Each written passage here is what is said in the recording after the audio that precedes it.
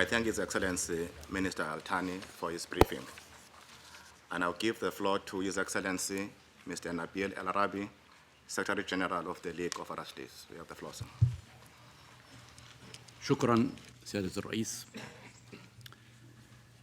اسمحوا لي أن أتقدم بالشكر لكم ولأعضاء المجلس على دعوتي للمشاركة في هذا الاجتماع الهام. سيد الرئيس، يجتمع المجلس اليوم في وقت تتفاقم فيه الأوضاع في سوريا بشكل خطير، بما يتطلب تضافر الجهود الدولية مع الجهود العربية للتحرك السريع والفعال والحاسم.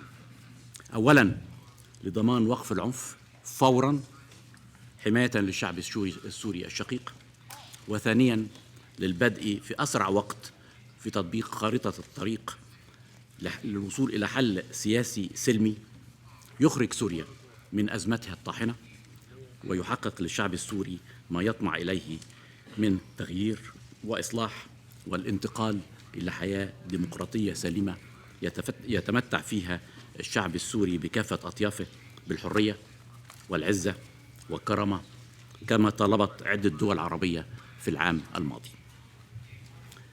سيد الرئيس، يزداد الأمر خطورة وإلحاحاً على ضوء زيادة حدة التدهور الأمني الذي شهدته سوريا في الأيام الأخيرة، واستمرار العنف وتبادل القصف وإطلاق النار الذي يذهب ضحيته المواطنون الأبرياء، وذلك بعد أن لجأت الحكومة السورية بوضوح إلى تصعيد ما يطلق عليه الخيار الأمني، وذلك يتعارض تماماً مع الالتزامات المنصوص عليها في خطة العمل العربية التي قبلتها سوريا، ويتعارض تماماً مع البروتوكول الموقع بين الجمهورية العربية السورية وجامعة الدول العربية بتاريخ 19 ديسمبر الماضي حول مهام بعثة مراقبي الجامعة في سوريا. ومن ثم سيادة الرئيس، فإننا نرى أن الأولوية الحاكمة الآن هي إصدار قرار من مجلس الأمن يطالب جميع الأطراف، أكرر، يطالب جميع الأطراف بالوقف الفوري لإطلاق النار وحماية أرواح السوريين ودعم خطة العمل العربية للوصول إلى حل سلمي سياسي للأزمة. ويأتي اجتماع اليوم من بين أمور أخرى تنفيذاً للمادة 52 من ميثاق الأمم المتحدة، والتي تنص في فقرتها التالية، وسوف أقتبس بالإنجليزية: The Security Council shall encourage the development of pacific settlement of local disputes through such regional arrangements or by such regional agencies, either on the initiative of the states concerned or by reference from the Security Council. وفي هذا الإطار تقدمت الجامعة العربية إلى مجلس الأمن. ومن هذا المنطلق أود أن أتوجه لكم بالشكر على استجابتكم السريعة لطلب الجامعة إطلاع المجلس على توجهات التحرك العربي والأسس التي بنيت عليها قرارات مجلس جامعة، وقد تعرض لهذا الموضوع بالتفصيل صاحب المعالي رئيس وزراء قطر، وسوف أكرر بعض الأمور ولكن سوف أحاول الإيجاز. وآخر هذه القرارات التي أصدرتها الجامعة في 22 من يناير الحالي بشأن وضع خارطة الطريق لحل سلمي للأزمة السورية، ونطلب الآن الدعم لها. وقبل أن أستعرض تفاصيل التحرك العربي، أود أن أؤكد على بعض المبادئ الأساسية. أولاً، الهدف الأساسي للتحرك العربي هو الوقف الفوري لما يتعرض له المدنيون السوريون من أعمال عنف وقتل، والعمل على تحقيق مطالب وطموحات الشعب السوري، والانتقال إلى حياة سياسية سليمة في ظل ديمقراطية حقيقية تضمن الحقوق الأساسية لجميع أفراد الشعب وتؤكد على سيادة القانون والتعاون السلمي وتداول السلمي للسلطة. ثانياً، أن الدول العربية تهدف إلى أن تظل معالجة الأزمة السورية في الإطار العربي، وتطلب وتحاول أن تتجنب أي تدخل خارجي، وبالذات التدخل العسكري. ثالثاً، أن المسعى العربي منطلقه الحل السياسي السلمي ورفض اللجوء كما ذكرت إلى أي تدخل أو تدخل عسكري وتجنب أي تدخل خارجي. رابعاً، أن جميع قارات جامعة الدول العربية تشدد دائماً على الحرص الكامل على أمن سوريا الشقيقة وسيادة ووحدة شعبها وسلامة أراضيها.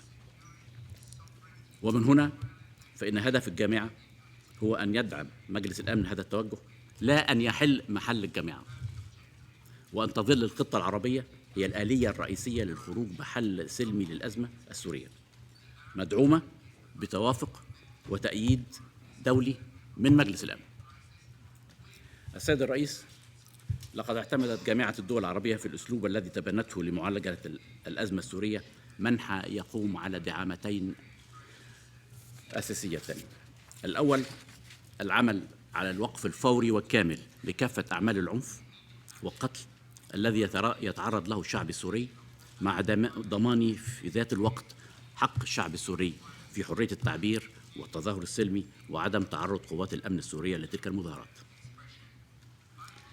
ثانياً، طرح خارطة طريق رود ماب تؤدي إلى الوصول إلى مخرج سياسي سلمي للأزمة عن طريق حوار وطني يضم كافة الأطراف وكافة الأطياف والتيارات السياسية والاتجاهات السورية، وذلك بهدف تحقيق طموحات الشعب السوري نحو حياة ديمقراطية حقيقية.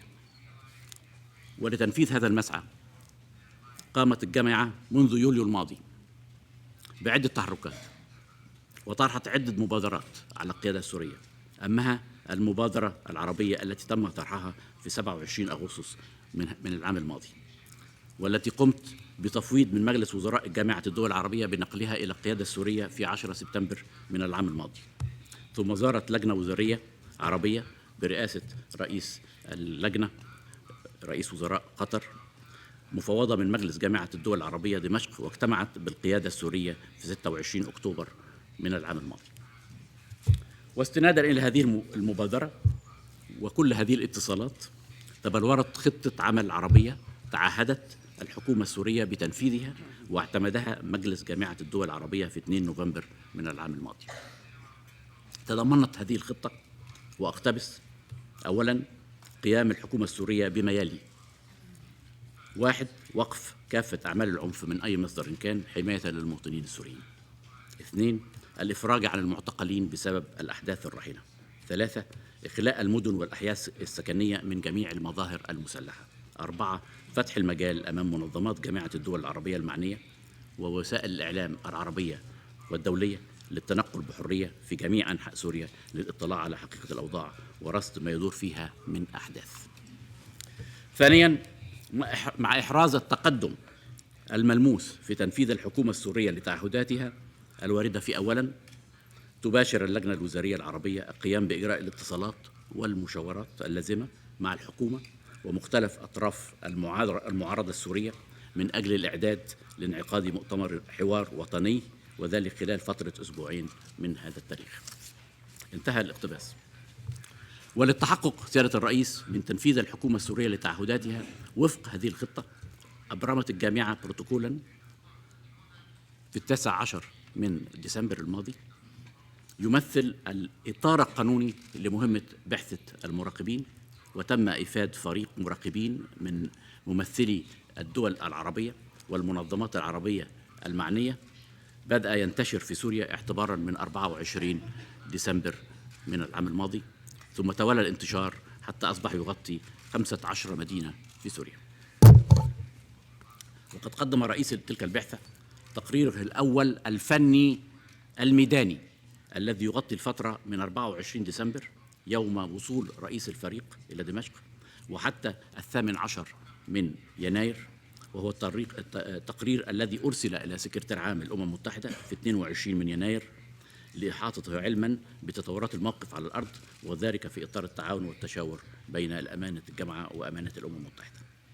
وقد قرر مجلس الجامعة على ضوء نتائج هذا التقرير أنه قد تحقق بالفعل تقدم جزئي في تنفيذ بعض الالتزامات التي تعهدت الحكومة السورية بتنفيذها، غير أن هذا التقدم لم يكن كاملاً ولم يكن فورياً كما نصت خطة العمل التي قبلتها الحكومة السورية، وبالتالي ليس كافياً وليس هو المطلوب وليس هو المقصود، حيث أن قرارات الجامعة وبنود البروتوكول تتحدث، وأكرر مرة أخرى، عن الوقف الفوري والكامل لأعمال العنف وإطلاق سراح جميع المعتقلين وإزالة كافة المظاهر المسلحة من المدن وفتح المجال أمام الإعلان العربي والدولي دون قيود.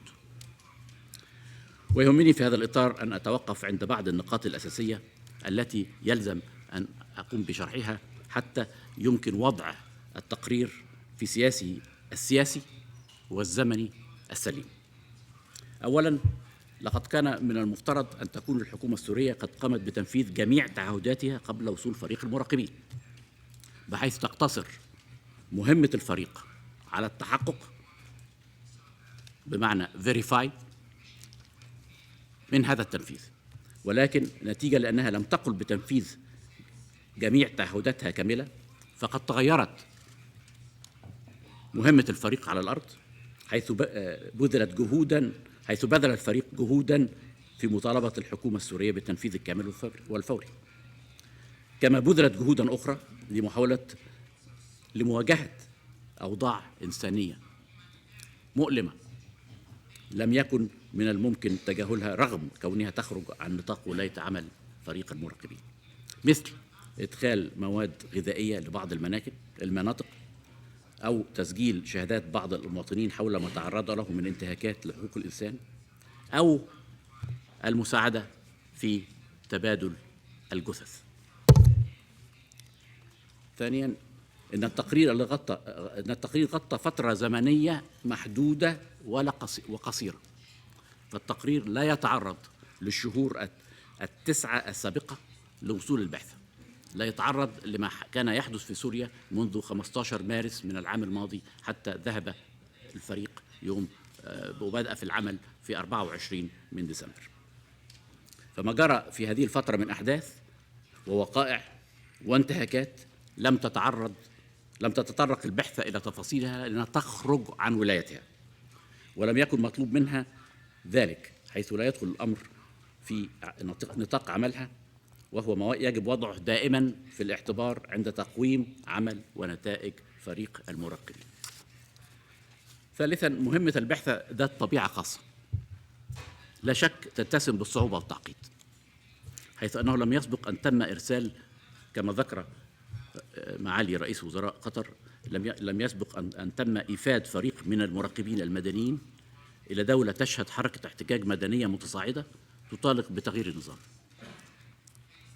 ليتحقق هذا الفريق من قيام حكومة هذه الدولة من تنفيذ تعهداتها بوقف أعمال القتل والعنف وسحب المظاهر المسلحة إلى آخره، في وقت لا تزال فيه أجهزة تلك الدولة السياسية والحربية والأمنية مسيطرة على زمام الأمور في البلاد. وفي نفس السياق لابد من أن نوضح أن مهمة بعثة المراقبين كانت للتحقق من تنفيذ، أكرر مرة أخرى، التحقق من تنفيذ الحكومة السورية لتعهداتها، وليس السعي للتوصل إلى هدنة أو فصل قوات بين أطراف متحاربة كما يحدث عادة عندما توفد الأمم المتحدة فرقة مراقبين أو قوات حفظ السلام في أي مكان من العالم. إن أهم ما جاء في التقرير البعثة هو أن استخدام العنف المفرط من قبل الأجهزة الأمنية السورية ومنذ مارس الماضي قد أدى إلى تولد رد فعل من جانب المواطنين المحتجين أو المعارضة، حيث أشارت الفقرتان 71 و74 من التقرير إلى حالة من الاحتقان الشديد والظلم والقهر الذي يعاني منه المواطنون السوريين، مما أدى إلى لجوء المعارضة إلى حمل السلاح نتيجة لما تعرض له من استخدام مفرط للقوة من جانب القوات الحكومية من مارس الماضي عند التصدي للاحتجاجات، ومن قهر واعتقالات وممارسات التعذيب وانتهاكات لحقوق الإنسان على أيدي الأجهزة الأمنية. هذا اقتباس من التقرير. خامساً، على الرغم من أن تواجد فريق المراقبين على الأرض لم يؤدي إلى التزام الحكومة السورية الكامل والفوري بتعهداتها، إلا أن ذلك التواجد كان له بعض الإيجابيات يهمني الإشارة إليها. أولاً، السماح للشعب السوري بحرية أكبر في التعبير عن مطالبه، وهو ما تجلى في زيادة أعداد المتظاهرين في العديد من المدن بعد وصول المراقبين. ثانياً، السماح للكثير من أفراد الشعب بإيجاد آلية للتعبير المباشر عن تجربتهم ومواقفهم من خلال الشهادات التي قدموها مباشرة إلى العديد من أفراد البعثة، وبهذا نجحت البعثة في رصد وتسجيل الكثير عن أوضاع حقوق الإنسان في سوريا. ثالثاً، كذلك نجحت البعثة في الحصول على قوائم كبيرة للمعتقلين والمفقودين، وذلك نتيجة التواصل الكبير بين أفراد الشعب والبعثة، سواء في اللقاءات المباشرة أو من خلال المواقع الإلكترونية التي خصصتها الجامعة العربية لهذا الغرض.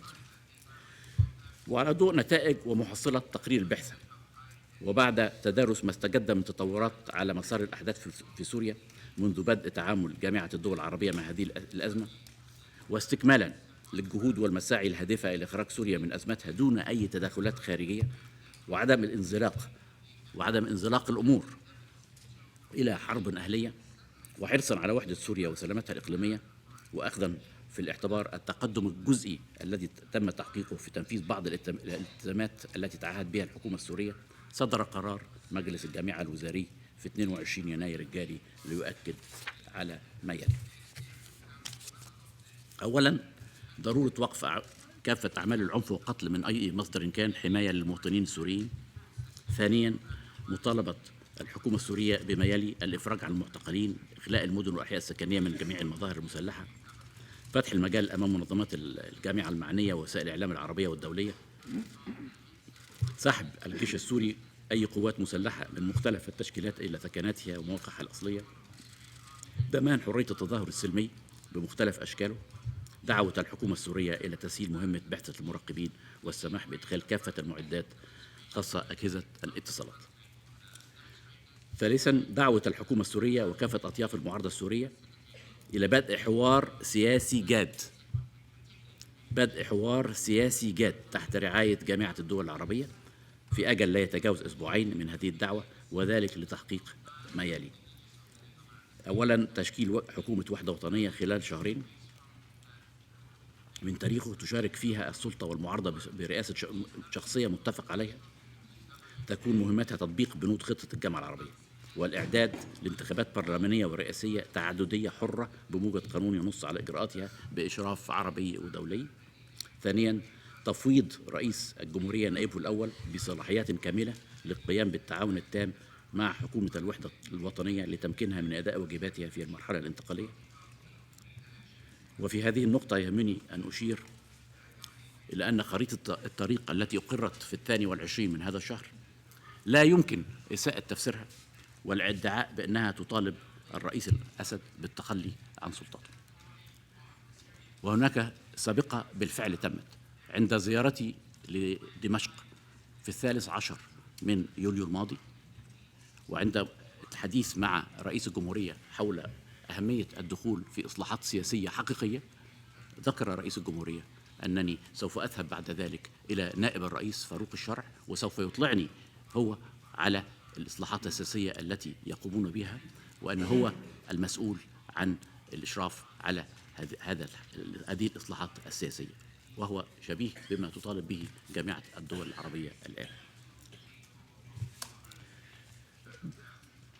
إعلان حكومة الوحدة الوطنية حال تشكيلها بأن هدفها هو إقامة نظام سياسي ديمقراطي تعددي، قيام حكومة الوحدة الوطنية على إعادة الأمن والاستقرار في البلاد وإعادة تنظيم أجهزة الشرطة، إنشاء هيئة مستقلة مفوضة للتحقيق في الانتهاكات التي يتعرض لها المواطنون والبت فيها وإنصاف الضحايا، قيام حكومة الوحدة الوطنية بالإعداد لإجراء انتخابات لجمعية تأسيسية على أن تكون شفافة ونزيهة برقابة عربية ودولية، وذلك خلال 3 أشهر من قيام حكومة الوحدة الوطنية. وتتولى هذه الجمعية إعداد مشروع دستور جديد للبلاد يتم إقراره عبر استفتاء شعبي. تكليف الأمين العام لجامعة الدول العربية بتعيين مبعوث خاص لمتابعة العملية السياسية، دعوة المجتمع الدولي إلى تقديم الدعم لحكومة الوحدة الوطنية لتمكينها من تنفيذ مهامها، الطلب من رئيس اللجنة والأمين العام إبلاغ مجلس الأمن لدعم هذه الخطة طبقا لقرارات مجلس الجامعة، وهو ما نقوم به الآن. وأنا أعتذر عن الإطالة لأنني طلب مني أن أبلغ مجلس الأمن وأحيطه علما بما تم الاتفاق عليه في قرار الجامعة يوم 22 من هذا الشهر.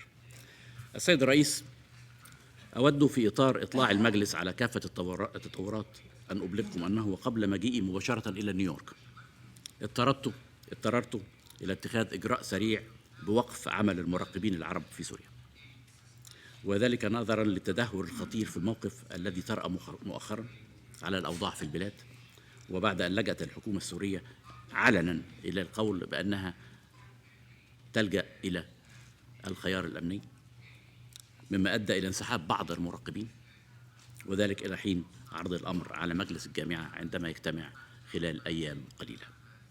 كما ترون من هذا التقرير لجهود الجامعة لمعالجة الأزمة السورية، فإن جامعة الدول العربية كانت وما زالت تعمل على إيجاد حل سياسي سلمي للأزمة السورية يضمن حقن دماء الشعب السوري وتحقيق مطالبه وطموحاته. من جانب آخر، فإن الجامعة تدرك تماما أن دعم المجتمع الدولي للخطة العربية ومساندتها باعتبارها الآلية المطلوبة للخروج من الأزمة السورية يعد عنصرا هاما وأساسيا لنجاح تلك الخطة ولنجاح الجهود العربية لتحقيق هذه الغاية. ولذلك اسمحوا لي سيادة الرئيس أن أكرر أن جامعة الدول العربية تتطلع إلى قرار داعم من مجلس الأمن يطالب جميع الأطراف بالوقف الفوري لأعمال العنف حماية للشعب السوري، كما يطالب جميع الأطراف ببدء حوار وطني جاد تحت رعاية الجامعة من أجل تحقيق التغيير المنشود، ويتبنى الطرح السياسي العربي كأساس لمعالجة الأزمة السورية، ويدعم مهمة بعثة مراقبي الجامعة العربية عندما يتقرر استئنافها. من ناحية أخرى، أرى من واجبي كأمين عام لجامعة الدول العربية أن أشدد على أهمية التعاون السريع بين الأمم المتحدة والمؤسسات الدولية ذات الصلة مع الجامعة العربية لتخفيف الأوضاع الإنسانية المتدهورة التي يعاني منها الآن الشعب السوري.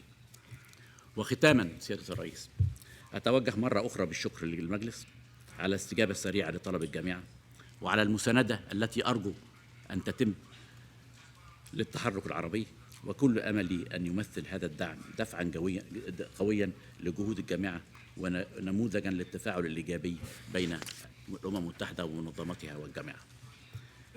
سيد الرئيس، أختم كلمتي بأن أقول: لا تخذلوا الشعب السوري في محنته.